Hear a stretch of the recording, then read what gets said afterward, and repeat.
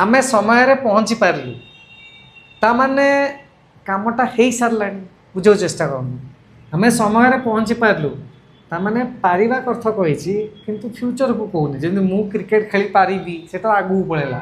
ये कहला आमे समय रे पहुँची पारिलु पारिबा अर्थ कहला किंतु कामटा सरीगला अरे 10टा बेले आम क्लास था आम ठीक टाइम रे पहुँची पार्लु ताकू से आसी 12टा बाजिले से जगह गैस आई कुड हो आम है कौन है ना सर आई तो मु आम जगह सर आई लगभग से कौन है ना सर वी होगला we could reach on time आमे टाइम रे पहुँची पार्लु आमे टाइम रे एग्जाम टा दे पार्लु how will you say in English put the comments English channel follow करंतु इंग्रजी शिखंतु एकुटिया वीडियो न देखि सांग मान को शेयर करंतु।